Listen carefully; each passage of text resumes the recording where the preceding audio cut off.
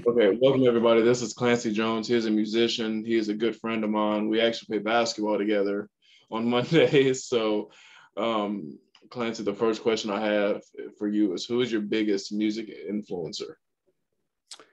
Other than the guys I listen to, my father. My Mm-hmm. father is a musician. He's been a musician for over 45 years.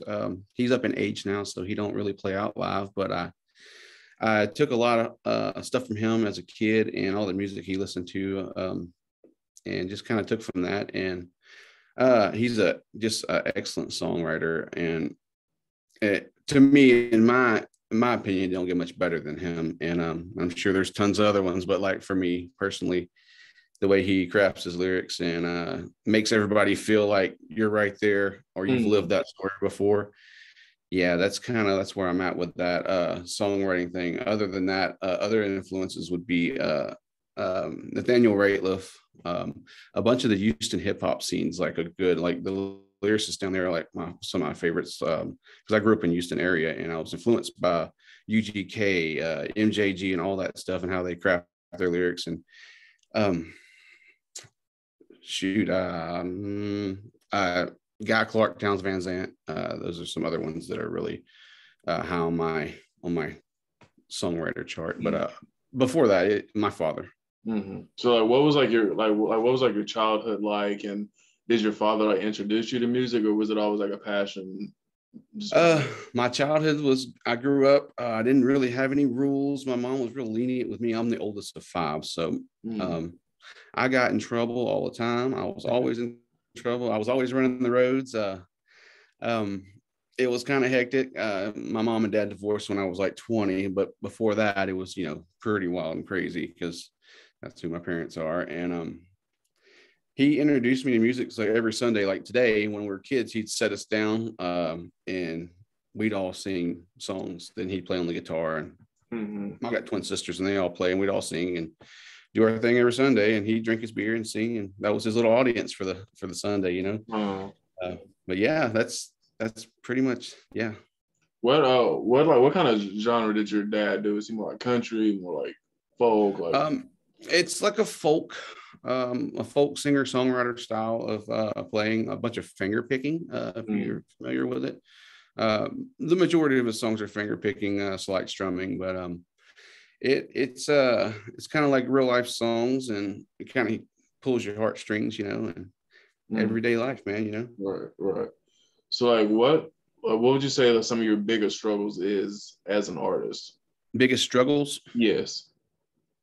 Um, well, before it was just making enough money to continue to do this. Yeah, yeah, I feel you. And pay my bills, which I was doing. But now, I mean, since all this stuff happened with the pandemic last year, it's slowed everything for me as a songwriter, solo acoustic guitar player. It's kind of slowed it down to a halt. Not much, but it's hard to book stuff right now as a solo artist without, because a lot of these venues I think want bands to bring in and bring that money back into their venues, and me, I don't have a huge following, but a guy with an acoustic guitar, I mean, unless you are David Ramirez or a bunch of these Shaky Graves guys that come in and bring a crowd, that's the way to go. But the biggest struggle is just getting out there and getting people in the seats, right now. Mm, And actually financially trying to do it full time and pay your bills. And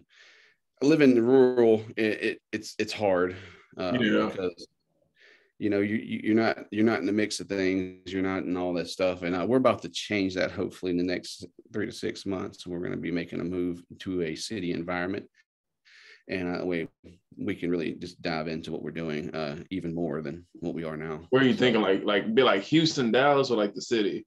Fort Worth is Dallas. Okay. Yeah, yeah. Okay. I'm from Texas, so Right.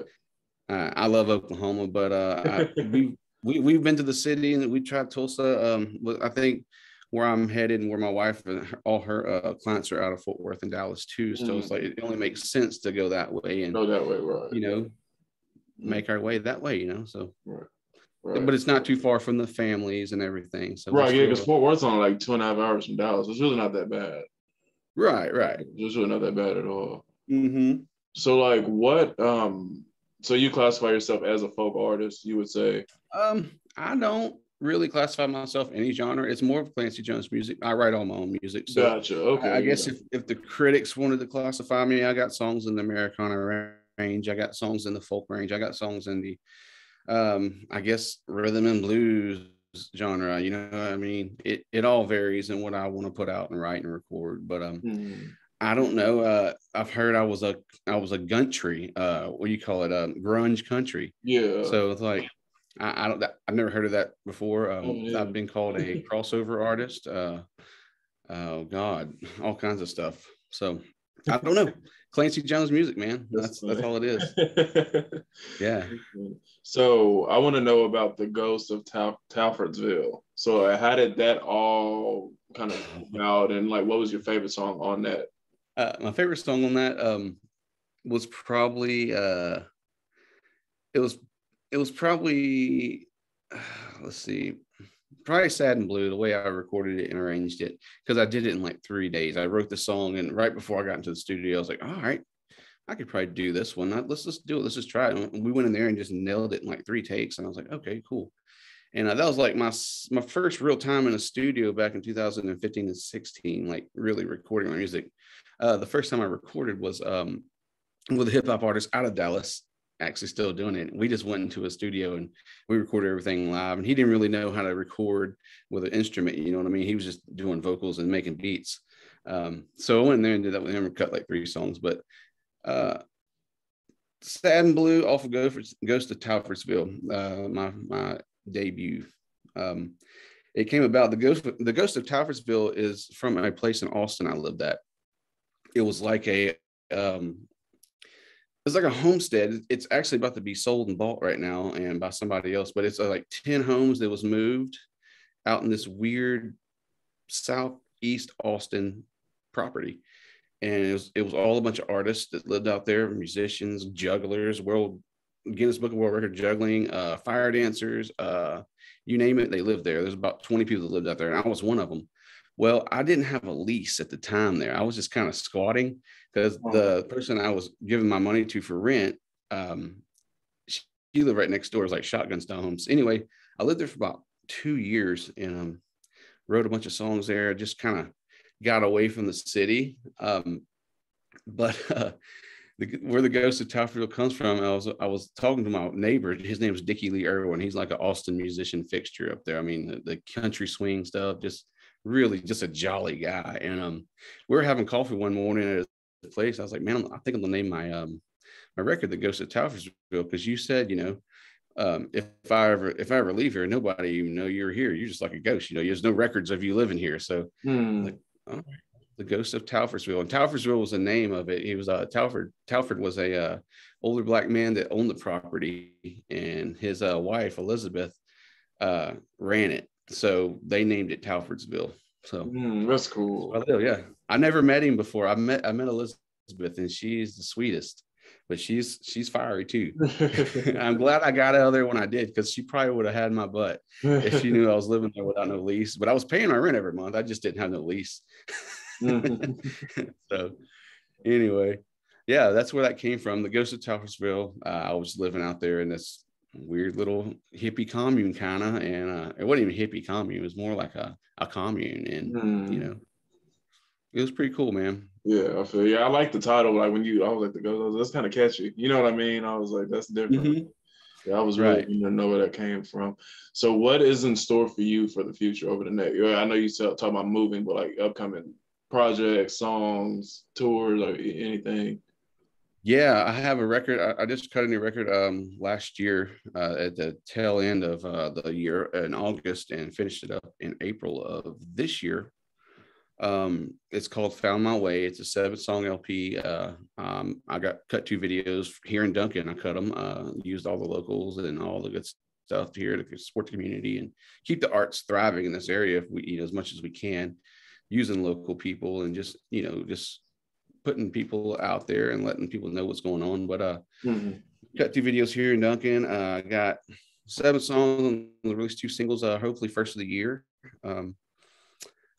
Yeah, just waiting on just kind of waiting on everything to let up, and we're finishing up some artwork for the album too. So there's no rush, because there was no rush when I went to cut it, because it was in the middle of the pandemic, and there's still, and I got to keep that mentality like, well, there's no rush still. Let's just keep on doing what we're doing. Let's get the best we can do and put it out. We ain't gonna rush this and just throw it out there, because I did write these songs, and the guys that did it with me it was a weird time, and like we put our heart and soul into it, and why just chunk it out there for the world when it ain't ready, or just I want a little bit of integrity with it. So yeah.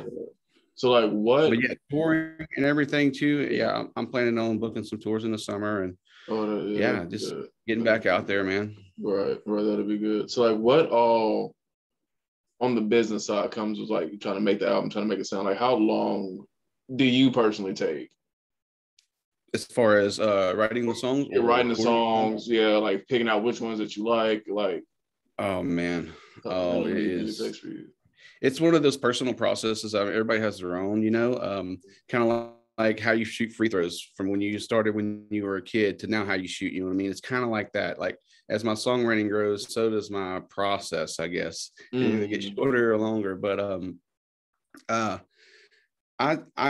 write a song. I'll know whether I like the song, right? I'll know if I like it. Like, boom, that's probably gonna get recorded, or I don't know. We'll put that on the back burner. That's a B-side. But I write, at least I try to write every day. You know what I mean? And not all the songs get put on. Right.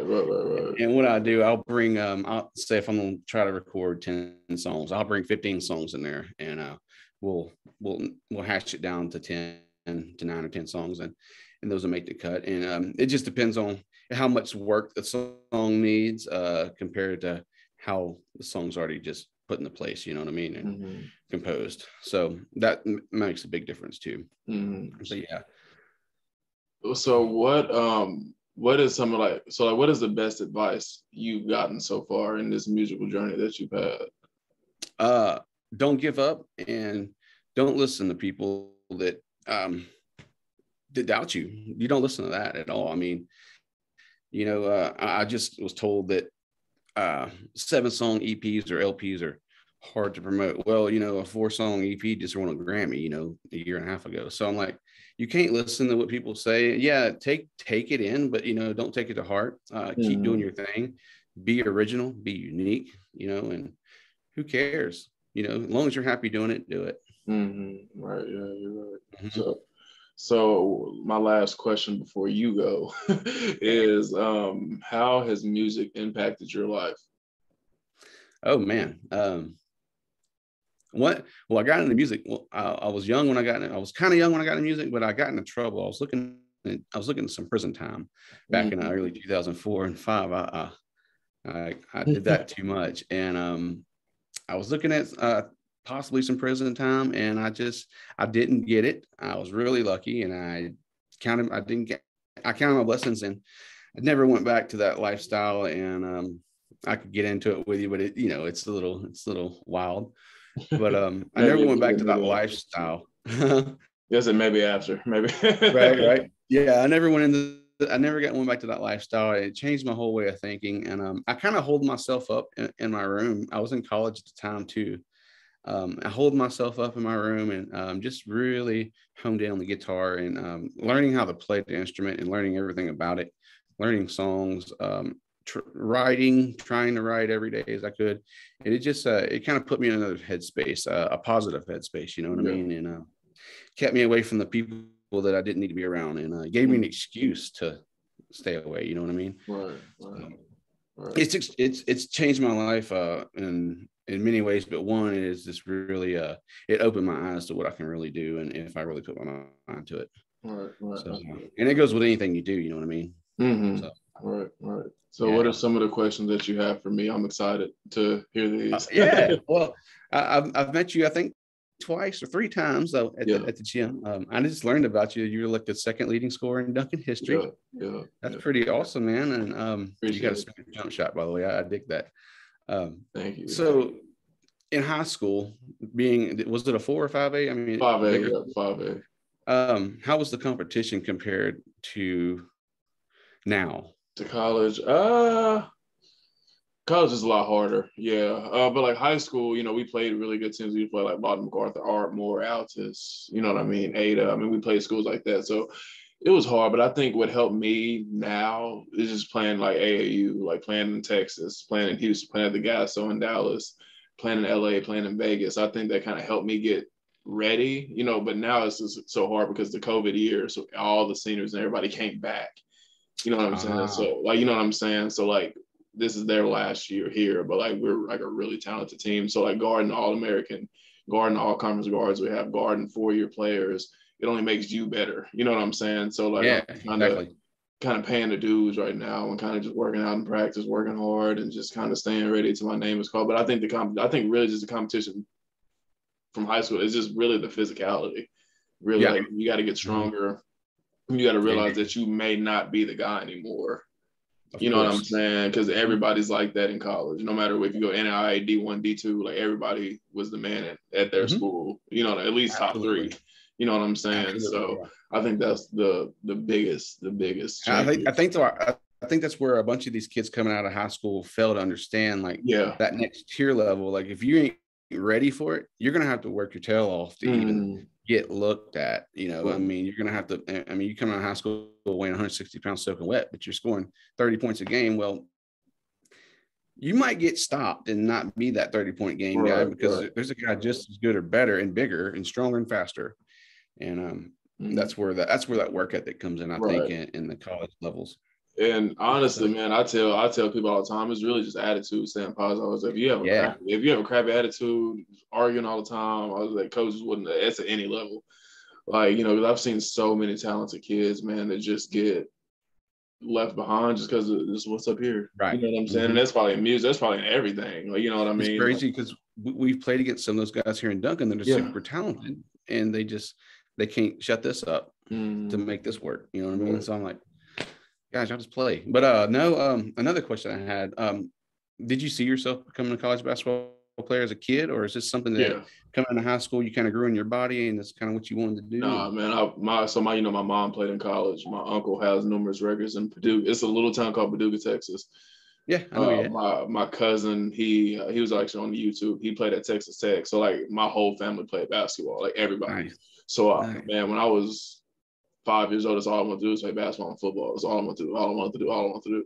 And then like middle school, I would wake up at 5:36 in the morning. I would head to a little church, it's kind of like First Baptist, and I would just work out with a guy named Tyler. He played Division 1, then went to a Division 2.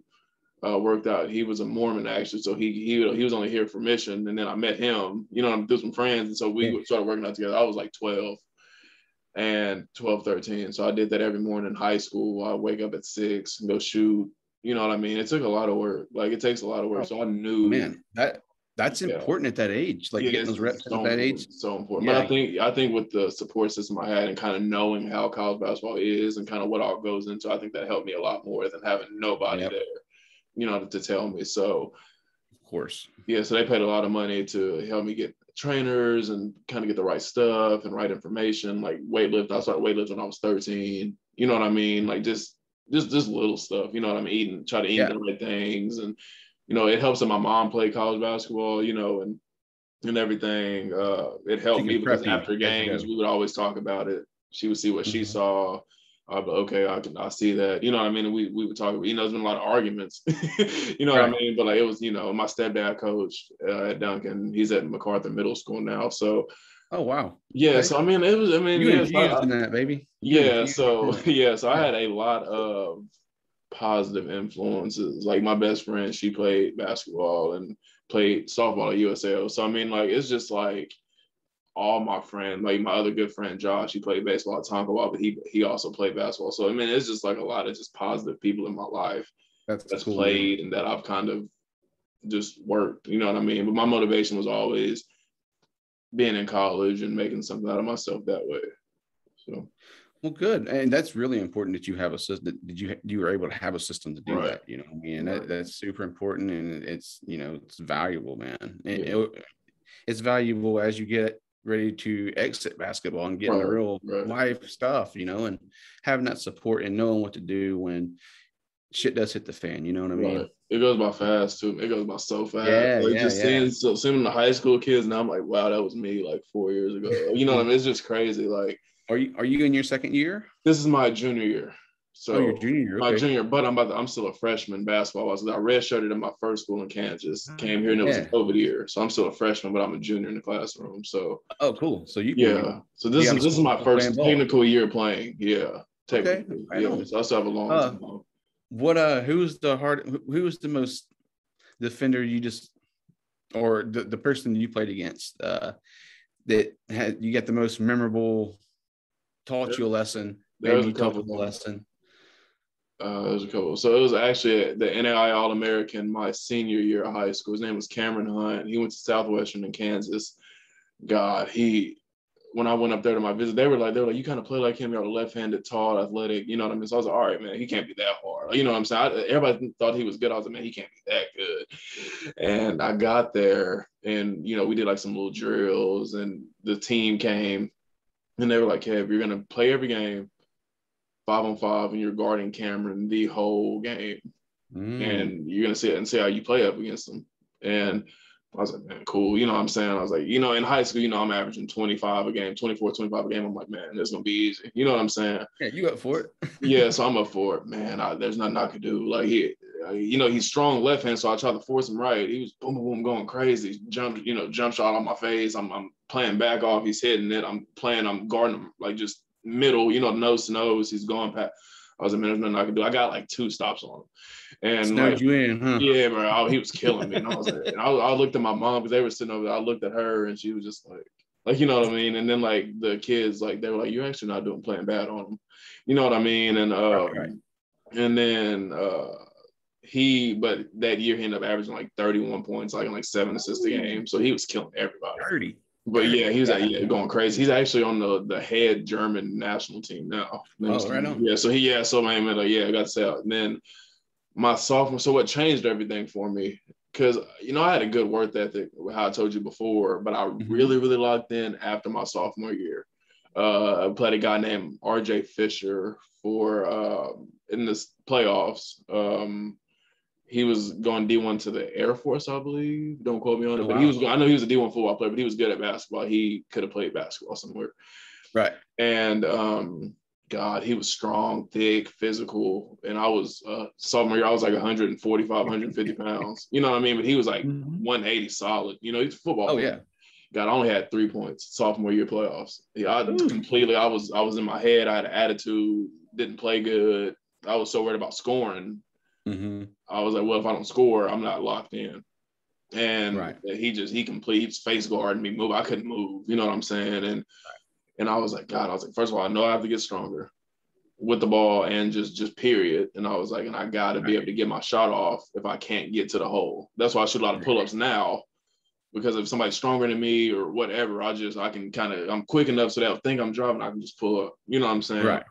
And so after that, man, I was like, I got to do that. So I was like, I worked on those 2 or 3 things all summer. So those just are watching you play up at the gym with us. You have a silky inside game, and you really got a smooth jumper. Appreciate it. I think. Are you going to try to go on to play professionally, or? Oh man, probably not. No. Yeah, man, that stuff is hard. I mean, like it's just a lot of, you got to get an agent, film, you know what I mean? Like you have to have a lot of stuff going with you. And, the average basketball life is like 5 to 6 years. You know what I'm saying? And like all those guys don't get the greatest money. Maybe playing overseas a little bit. Man.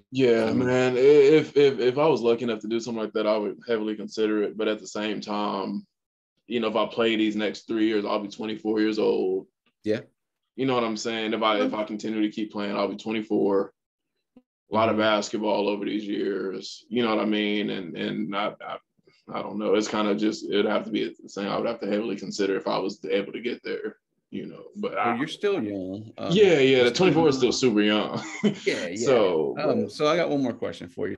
What's up? If not basketball, what are you going to look forward to doing after you graduate college? After I graduate, so my first goal, actually intern at the Oklahoma State Bureau of Investigation, helped with the cold case unit up there. So I would want to be a homicide detective. So I'd have to be 2 years as a police officer, and then I could work my way to be a homicide detective.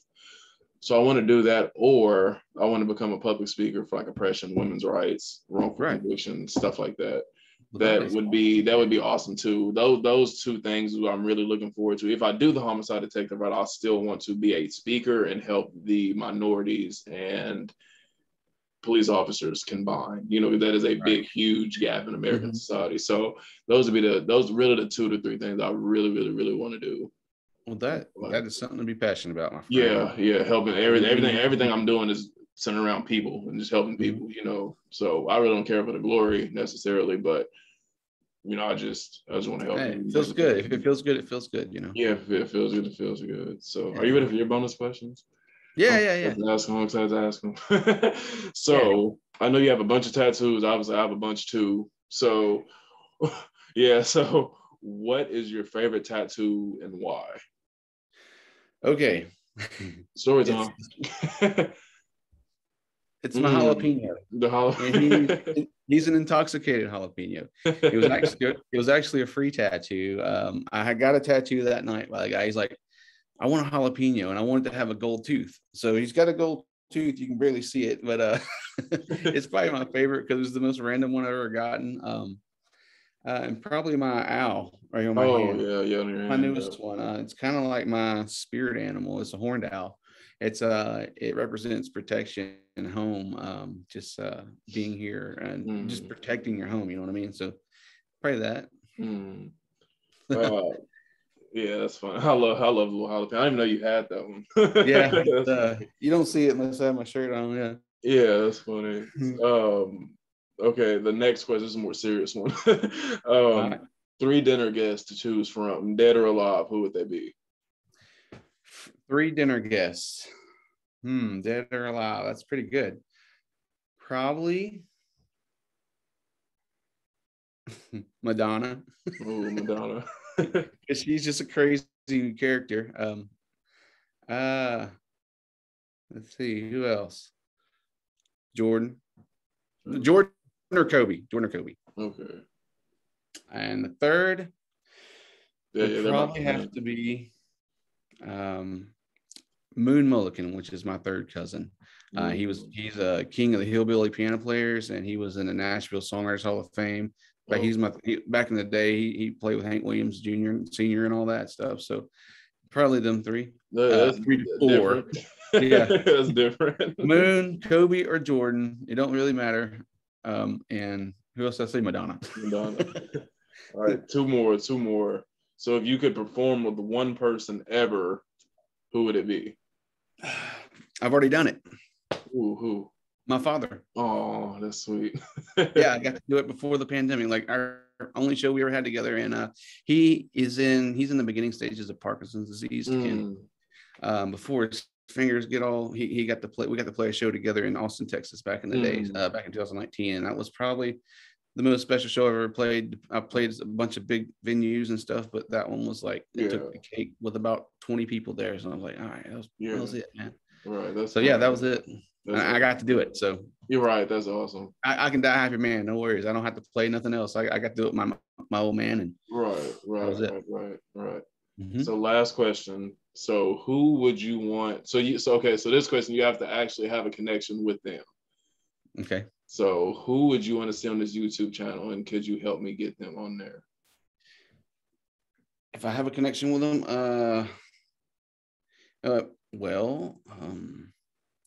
maybe a local business owner here in Duncan, let's see.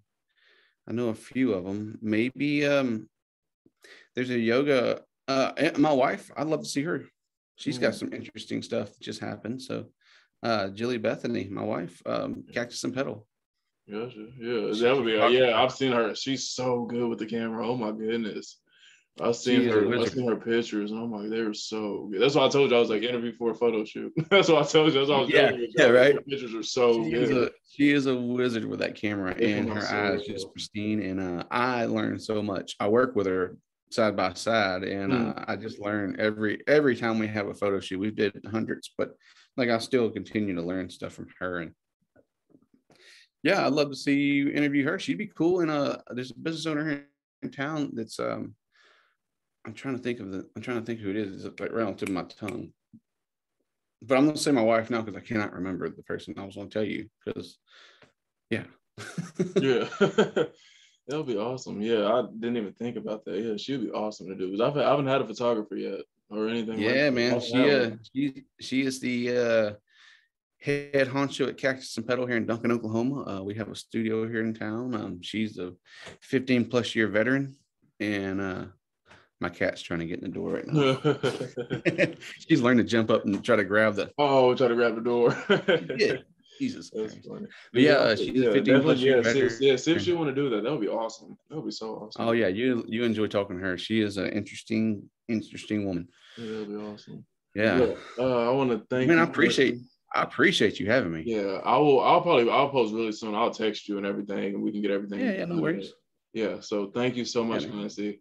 I'll Well, see you thank you, later. It was man. awesome. Thank you so much. Yeah, I'll see you hopefully this down here playing some ball if Yeah. I should. Yeah, I'll be there. I'll be there.